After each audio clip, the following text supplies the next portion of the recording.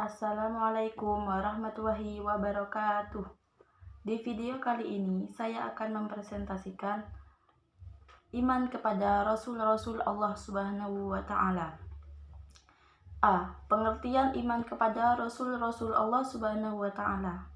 Iman kepada Rasul berarti meyakini bahwa Rasul itu benar-benar utusan Allah Subhanahu wa Ta'ala yang ditugaskan untuk membimbing umatnya ke jalan yang benar agar selamat di dunia dan akhirat. Perbedaan Nabi dan Rasul, Nabi adalah manusia pilihan yang diberi wahyu oleh Allah Subhanahu wa Ta'ala untuk dirinya sendiri dan tidak mempunyai kewajiban untuk menyampaikan pada umatnya. Sedangkan Rasul ialah manusia pilihan Allah Subhanahu wa Ta'ala yang diangkat sebagai utusan untuk menyampaikan firman-firman-Nya kepada umat manusia agar dijadikan pedoman hidup. Mengimani Rasul-Rasul Allah Subhanahu wa Ta'ala merupakan kewajiban hakiki bagi seorang muslim karena merupakan bagian dari rukun iman yang tidak dapat ditinggalkan. Allah Subhanahu wa Ta'ala berfirman dalam surah An-Nisa ayat 136. A'udzu billahi minasyaitonir rajim. Bismillahirrahmanirrahim. Ya ayyuhalladzina aminu billahi wa rasulihi wal kitabil ladzi nazzala ala rasulihi wal kitabil ladzi anzala min qabl wa man yakfur billahi wa malaikatihi wa kutubihi wa rusulihi wal yawmil akhir faqad dhalla dhalalan ba'ida. Artinya, wahai orang-orang yang beriman, tetaplah beriman kepada Allah Subhanahu wa Ta'ala dan Rasul-Nya Muhammad dan kepada kitab Al-Quran yang diturunkan kepada Rasul-Nya serta kitab yang diturunkan sebelumnya. Barang siapa ingkar kepada Allah Subhanahu wa Ta'ala, malaikat-malaikatnya, kitab-kitabnya, rasul-rasulnya, dan hari kemudian, maka sungguh orang itu telah tersesat sangat jauh. Quran Surah An-Nisa ayat 136. B. Sifat-sifat Rasul Allah Subhanahu wa Ta'ala. Rasul sebagai utusan Allah Subhanahu wa Ta'ala memiliki sifat-sifat ini sebagai untuk kebenaran seorang Rasul.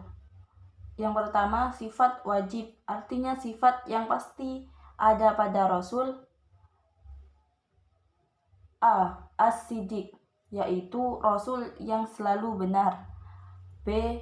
Al-Amanah, yaitu Rasul selalu dapat dipercaya.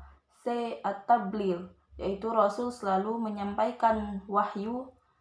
D. Al-Fatanah, yaitu Rasul memiliki kecerdasan yang tinggi. Yang kedua, sifat mustahil adalah sifat yang tidak mungkin ada pada Rasul. A. Al-Kadzib, yaitu mustahil Rasul itu bohong atau dusta. B. Al-Khianah, yaitu mustahil Rasul itu khianat. C. Al-Kitman, yaitu mustahil Rasul menyembunyikan kebenaran. D. Al-Baladah, yaitu mustahil Rasul itu bodoh. Sifat yang ketiga yaitu sifat jaiz.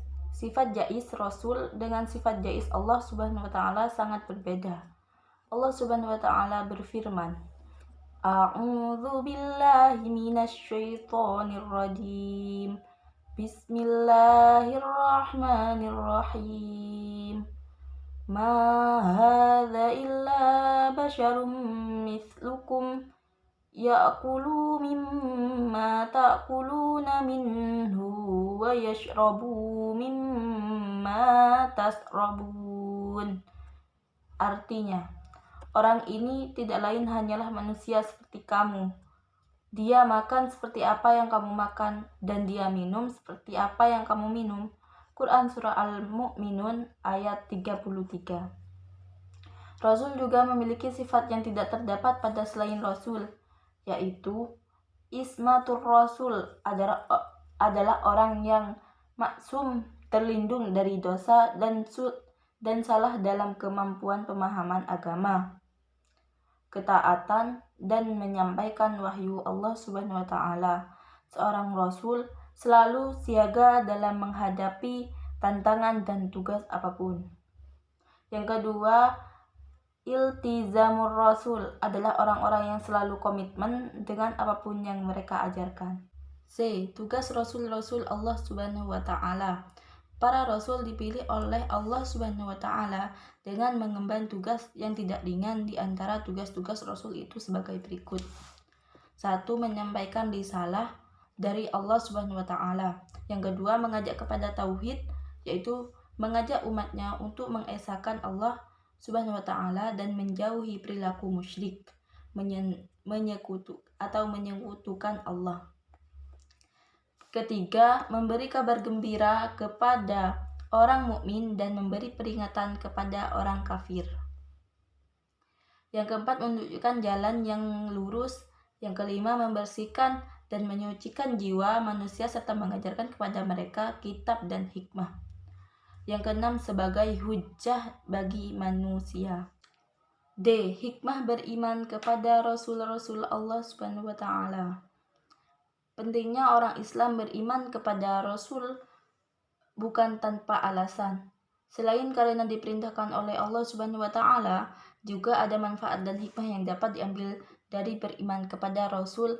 Di antara manfaat dan hikmah beriman kepada Rasul sebagai berikut.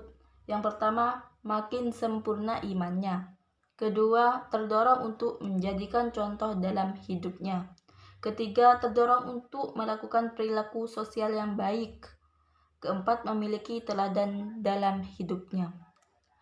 Seperti firman Allah Subhanahu wa Ta'ala, A'udzu billahi minasyaitonir rajim. Bismillahirrahmanirrahim. Laqad kana lakum fi Rasulillahi uswatun hasanatul liman kana yarjullaha wal yawmal akhir wa dzakarallahu katsira. Artinya, sungguh telah ada pada diri Rasulullah itu suri teladan yang baik bagimu, yaitu bagi orang yang mengharap rahmat Allah Subhanahu wa Ta'ala dan kedatangan hari kiamat, dan yang banyak mengingat Allah Subhanahu wa Ta'ala. Quran Surah Al-Ahzab ayat 21. Hikmah yang kelima, menjadi para Rasul dengan cara mengikuti dan mengamalkan ajarannya. Seperti firman Allah Subhanahu wa Ta'ala yang berbunyi, A'udzu billahi minasyaitonir rajim. Bismillahirrahmanirrahim.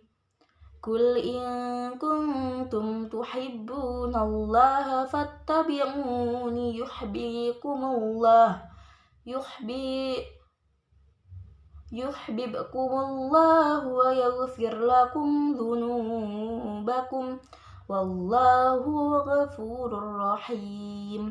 Artinya, katakanlah Muhammad, jika kamu mencintai Allah Subhanahu wa Ta'ala, ikutilah aku. Niscaya Allah Subhanahu wa Ta'ala mencintaimu dan mengampuni dosa-dosamu. Allah Subhanahu wa Ta'ala Maha Pengampun dan Maha Penyayang. Quran Surah Al-Imran ayat 31. Hikmah yang keenam, mengetahui hakikat dirinya bahwa diciptakan Allah Subhanahu wa Ta'ala untuk mengabdi kepadanya.